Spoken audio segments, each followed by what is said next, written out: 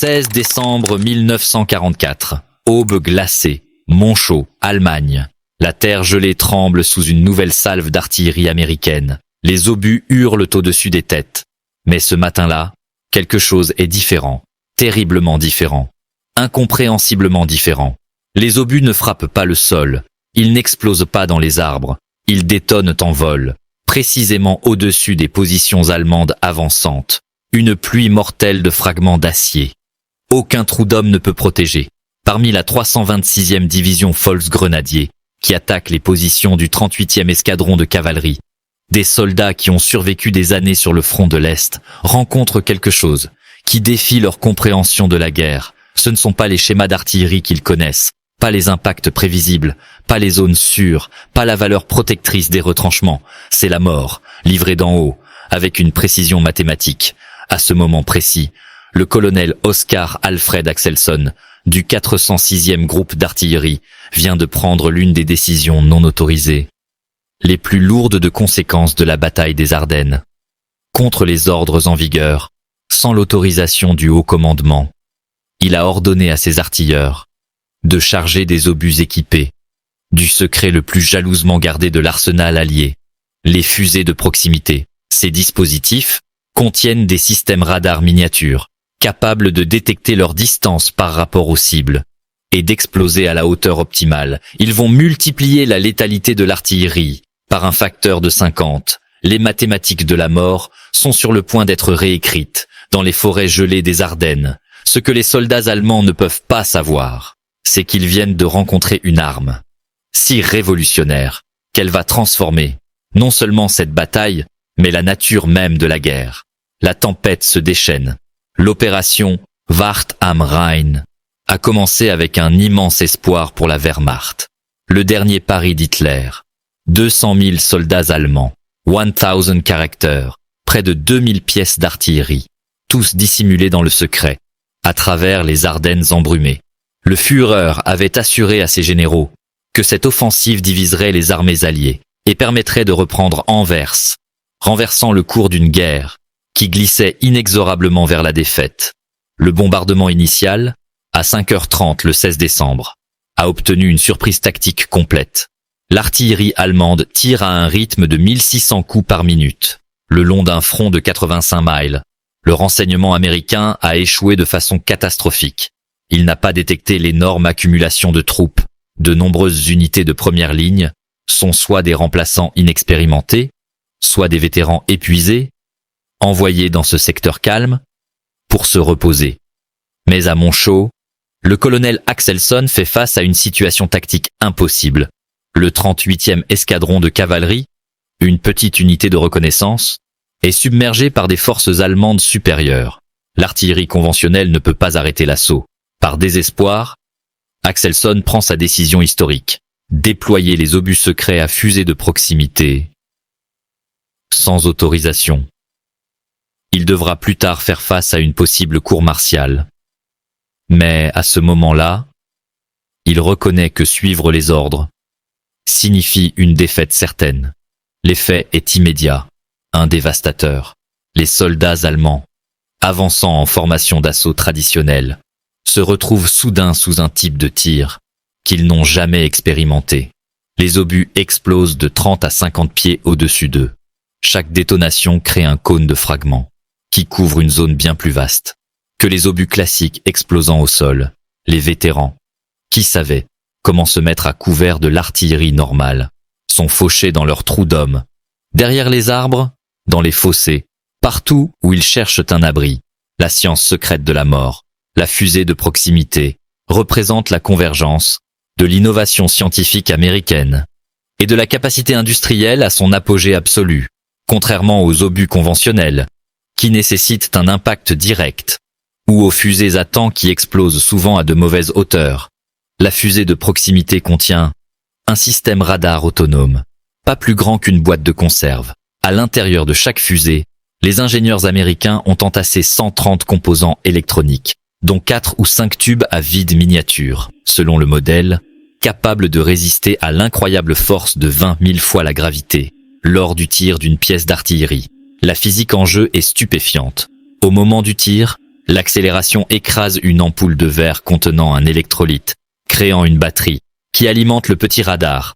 Pendant toute la durée du vol de l'obus, le docteur Merle Tuve, au laboratoire de physique appliquée de l'université Johns Hopkins, a piloté ce développement avec une intensité comparable au projet Manhattan.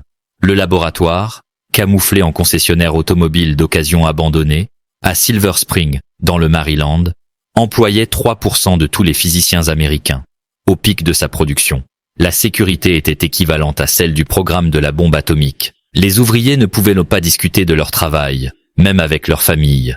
Chaque fusée portait un numéro de série unique pour le suivi. Le défi technique avait semblé insurmontable. Les tubes à vide conçus pour les radios de salon durent être complètement repensés. Pour survivre au tir d'un canon, ils devaient fonctionner en tournant à des vitesses de rotation extrêmes, travailler dans toutes les conditions météorologiques et être suffisamment sensibles pour détecter les cibles sans détonner prématurément. La percée vint de techniques de miniaturisation qui allaient, plus tard, révolutionner l'industrie électronique. Les tubes du Dr James Van Allen n'étaient pas plus gros que des gommes de crayon, mais contenaient tous les éléments des tubes radio conventionnels. En décembre 1944, les usines américaines produisent 40 000 fusées de proximité par jour. Plus de 100 entreprises contribuent à l'effort. RCA, General Electric, Sylvania, Crossley Corporation.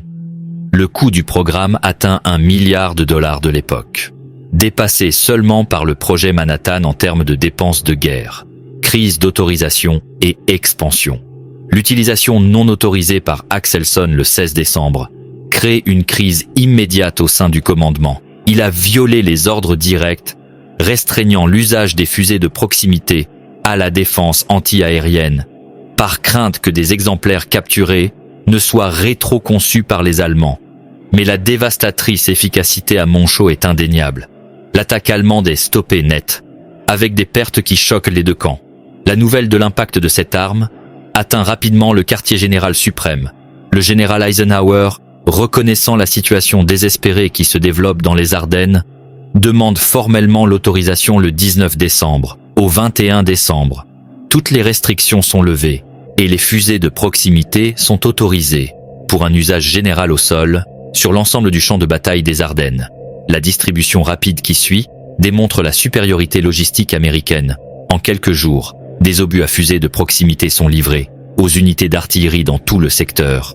Le 463e bataillon d'artillerie de parachutistes, à Bastogne, reçoit sa dotation juste au moment où l'encerclement allemand se referme sur la ville.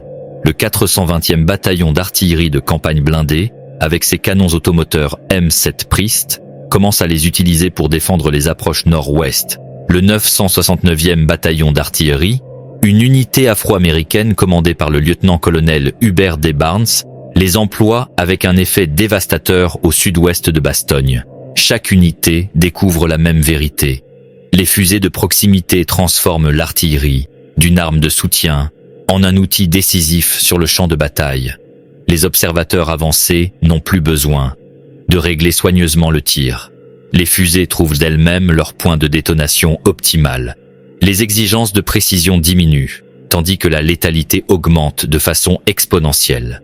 Bastogne, encerclée mais supérieure. Le siège de Bastogne offre la démonstration parfaite des fusées de proximité dans la guerre défensive. La 101e division aéroportée, complètement encerclée et en infériorité numérique, tient le carrefour vital contre des assauts allemands répétés. Son appui d'artillerie inclut le 463e bataillon d'artillerie de parachutistes, équipé d'obusiers de 75 mm, capables de tirer des obus à fusée de proximité. Entre le 19 et le 31 décembre, le 463e tire exactement 7676 coups, selon les registres officiels de l'unité. Bien que tous n'étaient pas à fusée de proximité, en raison des stocks limités, ceux qui l'étaient eurent des effets psychologiques et physiques dévastateurs. Les formations d'assaut allemandes se retrouvent prises à découvert. Les obus à fusée de proximité détonnent au-dessus d'elles, avec un timing précis, créant des motifs de destruction qui se chevauchent, ne laissant aucune zone sûre. L'attaque du 22 décembre, suite à la célèbre réponse Nuts du général McAuliffe, à la demande de reddition allemande, met en valeur l'efficacité de l'arme. L'infanterie allemande avançant à travers des champs enneigés, en formation traditionnelle, est prise à découvert. Le 969e bataillon d'artillerie, entièrement composé de soldats afro-américains, joue un rôle tout aussi crucial. Leurs obusiers de 155 mm créent un anneau de mort autour du périmètre de Bastogne, que les forces allemandes trouvent infranchissable. Les obus plus gros, détonnant à 50 pieds, couvrent des zones encore plus grandes avec des fragments mortels. Des prisonniers allemands rapportent plus tard que les unités attaquantes perdaient souvent leur cohésion. Avant même d'atteindre les lignes américaines, les soldats fuyant les explosions aériennes incompréhensibles. Le massacre de la rivière Saur, peut-être la démonstration la plus documentée de la létalité de la fusée de proximité, eut lieu à la rivière Saur, près d'Echternach, du 25 au 26 décembre. Le général George S. Patton, dont la 3e armée fonce vers le nord pour secourir Bastogne, fut personnellement témoin de cet engagement et le consigna dans ses mémoires « War as I Knew It ». Un bataillon allemand tentant de traverser la rivière partiellement gelée croyait être caché de l'observation américaine par l'obscurité et le brouillard. L'artillerie traditionnelle aurait nécessité un réglage minutieux du tir, donnant aux Allemands le temps de compléter leur traversée ou de chercher un abri. Mais les obus à fusée de proximité n'avaient besoin d'aucun réglage de ce type. Patton écrit « Nous avons surpris un bataillon allemand traversant la Sour. Les nouveaux obus posites étaient dévastateurs. Les obus éclatèrent dans les airs au-dessus d'eux. Ils n'avaient nulle part où courir. La rivière derrière eux, notre feu devant et au-dessus.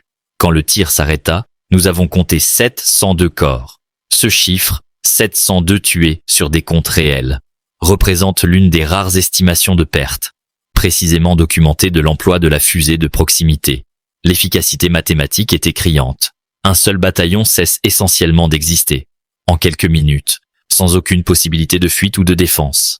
L'impact psychologique se répand dans les unités allemandes du secteur. Certains soldats refusant les ordres de mener des traversées de rivières. La guerre en forêt transformée. Les denses forêts des Ardennes, sur lesquelles les Allemands comptaient pour se dissimuler, deviennent des pièges mortels lorsque les fusées de proximité entrent en jeu. En terrain découvert, une fusée de proximité détonnant à 30 à 50 pieds était déjà assez mortelle. Mais dans les forêts, les effets se multiplient de façon exponentielle. Les explosions aériennes brisent les branches d'arbres, créant des milliers de projectiles de bois supplémentaires. Ces éclats, certains aussi longs qu'un bras d'homme, voyagent à des centaines de pieds par seconde, avec un effet létal. Les positions défensives traditionnelles, se mettre à couvert derrière de gros arbres, creuser des trous sous les racines, deviennent inutiles. Les fragments et les éclats viennent d'en haut, annulant des siècles de sagesse tactique sur le combat en forêt. Les unités d'artillerie américaines reconnaissent rapidement cet effet multiplicateur. Un seul obus de 155 mm à fusée de proximité, explosant au-dessus de la canopée de la forêt, peut dégager une zone de la taille d'un court de tennis, de tout être vivant. La combinaison des fragments métalliques de l'obus et des éclats de bois des arbres crée une zone de mort à 360 degrés, qu'aucune compétence tactique ne peut éviter. Les unités allemandes entraînées au combat en forêt trouvent leur expertise sans valeur. Se disperser pour éviter des pertes concentrées rend les unités vulnérables aux effets de grandes zones. Se regrouper pour un soutien mutuel signifie que des escouades entières peuvent être éliminées par des obus uniques. Il n'y a pas de réponse tactique correcte à cette nouvelle menace. Suprématie technique en action. La fusée de proximité fonctionne sur des principes qui semblaient relevés de la science-fiction pour les soldats des années 1940. Chaque fusée contient un minuscule émetteur radio, fonctionnant sur 180 à 220 MHz, envoyant continuellement des ondes qui se réfléchissent sur les objets, le sol, les arbres, les véhicules, les corps humains. Alors que l'obus approche de sa cible, le signal réfléchi se renforce. Quand il atteint une intensité prédéterminée, correspondant à la hauteur optimale d'explosion, un interrupteur électronique déclenche la détonation. L'ensemble du système doit fonctionner dans des conditions qui auraient détruit des composants électroniques normaux. Lors du tir, l'accélération atteint 20 000 fois la gravité terrestre, assez pour écraser un corps humain jusqu'à une épaisseur microscopique. Les obus tournent à des vitesses, créant d'énormes forces centrifuges. Les températures varient de la chaleur du canon à 3000 degrés Fahrenheit, aux conditions glaciales au sommet de la trajectoire. Pourtant, les délicats tubes à vide, protégés par des systèmes d'amortissement innovants, survivent et fonctionnent avec plus de 80% de fiabilité. Les hauteurs d'explosion optimales ont été déterminées par des tests intensifs au terrain d'essai d'Aberdeen. Pour les obusiers de 105 mm, le canon d'artillerie divisionnaire standard, 30 pieds, s'avère idéal. Les canons de 155 mm atteignent une létalité maximale à 50 pieds. Les rares obus de 240 mm créent des effets dévastateurs à plus de 70 pieds, capables de nettoyer des carrés entiers de quadrillage des forces ennemies. Cette supériorité technologique se traduit directement en domination sur le champ de bataille. Des études montrent que les fusées de proximité augmentent la létalité de 5 à 10 fois par rapport aux obus conventionnels. La zone de fragments mortels est augmentée d'un facteur de 50. Les applications anti-aériennes montrent des améliorations encore plus spectaculaires. Le taux d'abattage des bombes volantes fin 1 passe de 17% à 79% en quelques semaines après le déploiement des fusées de proximité. Échec du renseignement et confusion allemande.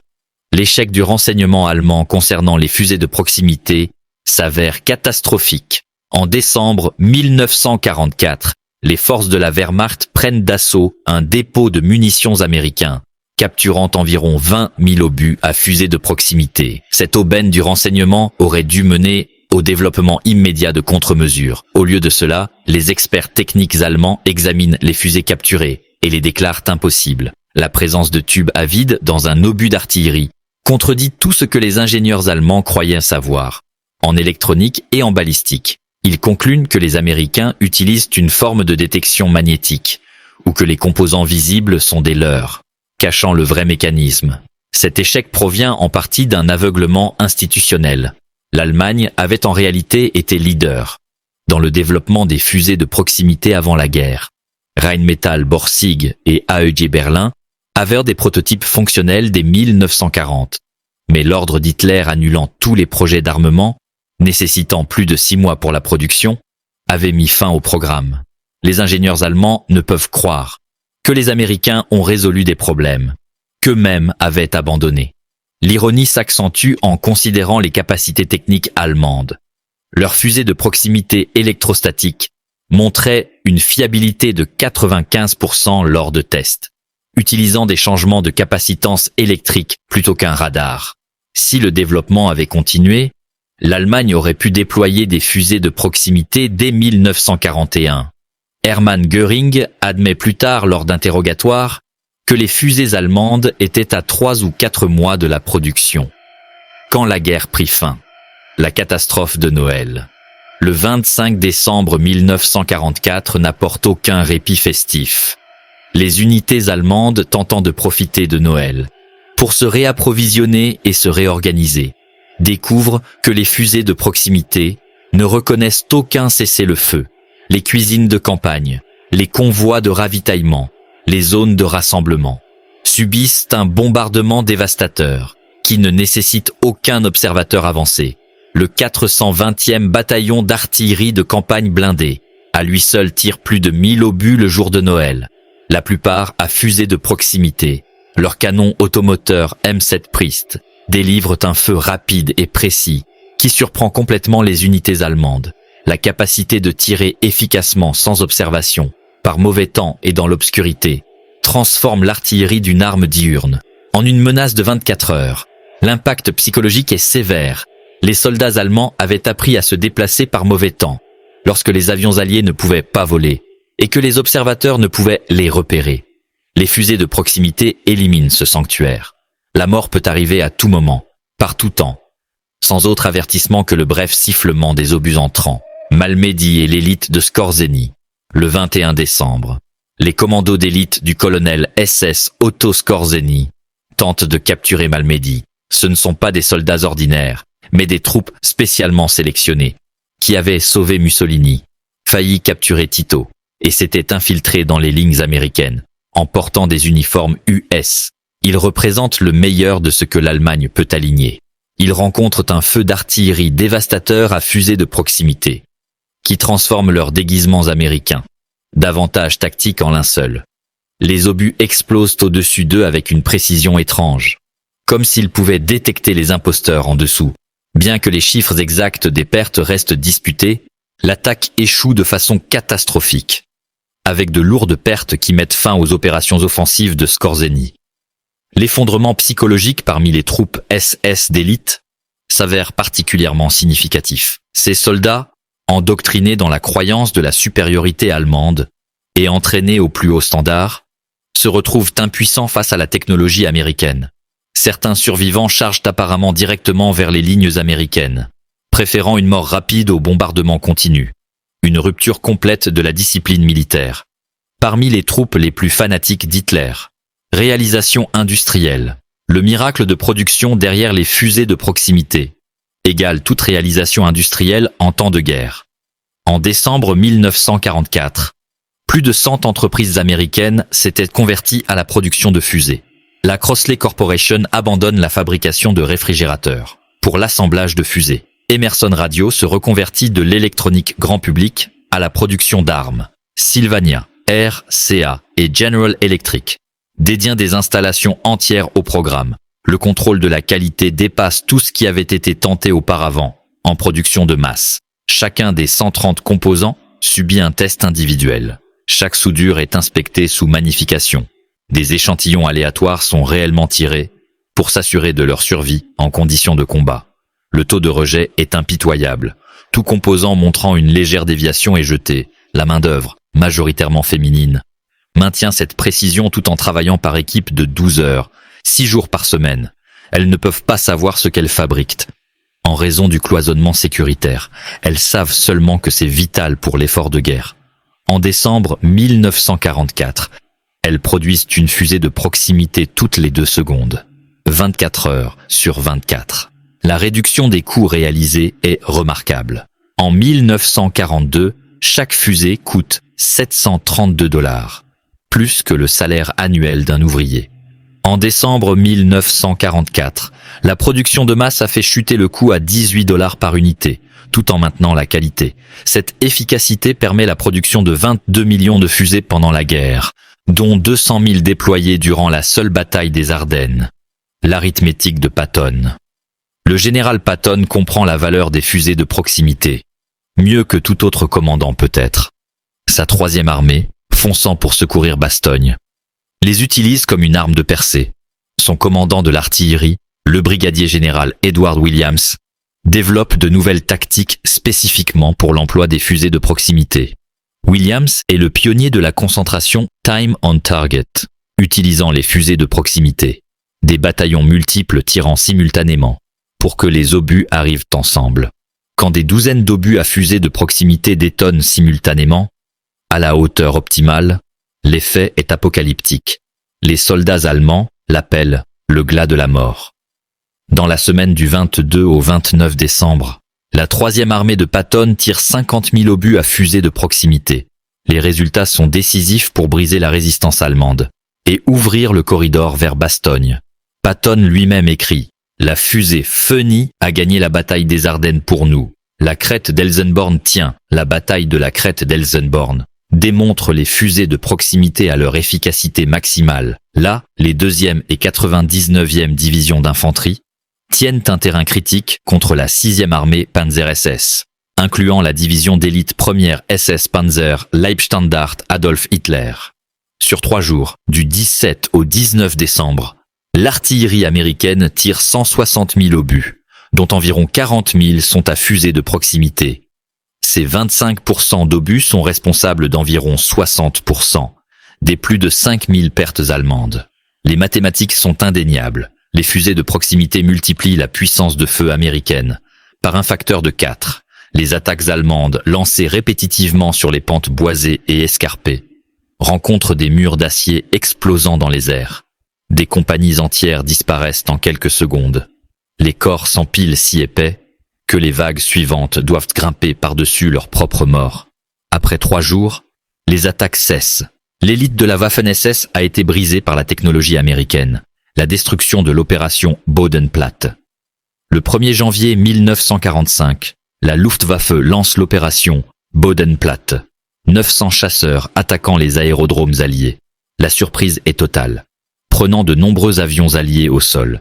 Mais les pilotes allemands revenant de leur mission rencontrent des murs de feu anti-aériens à fusées de proximité. Sur les 277 avions allemands perdus ce jour-là, 172 sont abattus par des canons anti-aériens, la plupart utilisant des fusées de proximité. Le taux d'abattage stupéfie les deux camps. Les pilotes allemands, entraînés à esquiver le tir anti-aérien prédictif, trouvent des obus qui explosent précisément là où ils causeraient le maximum de dégâts. La Luftwaffe, déjà paralysée, ne se remet jamais de ses pertes.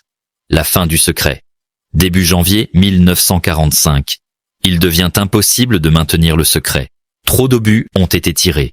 Trop de soldats en ont été les témoins. Le 6 janvier, le département de la guerre autorise une divulgation limitée. Le New York Times rapporte l'existence d'un nouveau type d'obus d'artillerie qui multiplie l'efficacité des canons américains, sans expliquer la technologie. Le renseignement allemand comprend enfin la signification de l'arme. Mais trop tard. Un rapport du 10 janvier de la section Armées étrangères, Ouest, déclare « Les Américains possèdent une fusée d'artillerie radiocommandée qui fait détonner les obus à la hauteur optimale pour un effet antipersonnel. Cette arme a causé de sévères pertes parmi nos forces dans les Ardennes. Aucune contre-mesure efficace n'existe. » Évaluation de l'impact stratégique. L'analyse d'après-guerre révèle l'impact décisif des fusées de proximité. Le maréchal Gerd von Rundstedt déclare « La fusée de proximité fut décisive. Nos attaques échouèrent, non pas à cause du courage américain, bien qu'ils aient bien combattu, mais à cause d'une artillerie qui semblait avoir des yeux. » Le général Hasso von Manteuffel, commandant de la 5e armée Panzer, témoigne « L'artillerie américaine était la terreur de nos soldats. Spécialement les nouveaux obus qui explosaient dans les airs. Ils causaient la panique même parmi les troupes vétérantes. Les statistiques racontent de l'histoire. 200 000 obus à fusée de proximité tirés, responsables d'environ 15 000 à 20 000 pertes allemandes, jusqu'à 20% des pertes allemandes totales. L'arme atteint une efficacité de 5 à 10 fois supérieure aux munitions conventionnelles, tout en ne nécessitant aucune observation avancée par mauvais temps. Le coût humain. Derrière chaque statistique se cache une tragédie humaine. Des soldats allemands, beaucoup d'entre eux des adolescents enrôlés dans les dernières phases de la guerre, meurent d'une manière que la guerre traditionnelle n'avait jamais envisagée. Ils sont tués par des armes qui semblent posséder une intelligence, qui peuvent aller trouver où qu'ils se cachent. Les ouvriers de la production américaine payent aussi leur prix. Les accidents d'usine sont étouffés pour des raisons de sécurité. Les ouvriers de la Crossley Corporation, d'Emerson Radio, et d'autres installations souffrent de dépression nerveuse, à cause du stress et de l'épuisement. Ils produisent des armes d'une létalité sans précédent, sans savoir ce qu'ils fabriquent, portant ce fardeau dans un silence imposé. Pourtant, le calcul moral de la guerre n'est jamais simple. La bataille des Ardennes coûte 19 000 vies américaines. Sans les fusées de proximité, combien de plus seraient morts? Combien de temps la guerre aurait-elle duré de plus? Combien de victimes de l'Holocauste supplémentaires auraient péri pendant que les batailles faisaient rage? Chaque jour de guerre écourté a potentiellement sauvé des milliers de personnes dans les camps de concentration attendant la libération. L'héritage technologique. Le programme des fusées de proximité génère des avancées qui transforment la technologie d'après-guerre. Les tubes à vide miniaturisés deviennent les fondations de l'électronique moderne. Les procédures de contrôle de qualité établies pour la production de fusées deviennent des normes industrielles. Les méthodes organisationnelles coordonnant des centaines de fournisseurs inaugurent la gestion moderne de la chaîne d'approvisionnement. Le Dr James Van Allen applique son expertise en miniaturisation à l'instrumentation satellitaire, découvrant plus tard les ceintures de radiation de la Terre. Les principes radars évoluent vers les systèmes modernes. Le concept de capteurs autonomes prenant des décisions devient le fondement des missiles guidés et finalement de toutes les armes intelligentes. Chaque munition guidée de précision aujourd'hui descend de la fusée de proximité, la première arme qui pouvait sentir son environnement et choisir quand exploser. La révolution commencée dans les Ardennes continue sur les champs de bataille modernes, où les armes intelligentes dominent la guerre. Le bilan final. La bataille des Ardennes s'est terminée le 25 janvier 1945. avec les forces allemandes en pleine retraite. La dernière offensive d'Hitler avait coûté à l'Allemagne environ 100 000 pertes sans rien obtenir. Les pertes américaines s'élevaient à 75 000, dont 19 000 tués. La fusée de proximité s'était avérée non seulement une arme, mais un facteur de victoire. L'évaluation du général Eisenhower, selon laquelle la possession par les Allemands des fusées de proximité aurait pu rendre le débarquement extrêmement difficile, voire impossible, souligne leur importance stratégique. Elles n'étaient pas simplement une amélioration de l'artillerie, mais une technologie révolutionnaire, qui a fondamentalement changé les mathématiques de la guerre. Les soldats allemands qui ont fait face à l'artillerie à fusée de proximité ont vécu quelque chose de sans précédent. La mort livrée par des obus qui semblaient intelligents, qui pouvaient les trouver n'importe où, qui transformaient l'air même en une zone de mise à mort. Leur expérience a marqué la transformation de la guerre en l'âge technologique. De la première utilisation non autorisée du colonel Axelson le 16 décembre 1944, au déploiement systématique de 200 000 obus à travers les Ardennes, les fusées de proximité ont démontré que l'innovation scientifique pouvait fournir un avantage militaire décisif. La convergence de la capacité industrielle américaine, du génie scientifique et de l'adaptation tactique a créé une arme qui a aidé à déterminer l'issue de la guerre. L'histoire de la fusée de proximité est finalement une histoire de transformation technologique, tactique et humaine. Elle a prouvé que la démocratie industrielle pouvait produire des armes d'une efficacité dévastatrice, que l'innovation pouvait surmonter un désavantage numérique, que le camp avec la science supérieure l'emporterait probablement. Ces leçons ont façonné non seulement le reste de la Seconde Guerre mondiale, mais toute la structure de la guerre qui a suivi.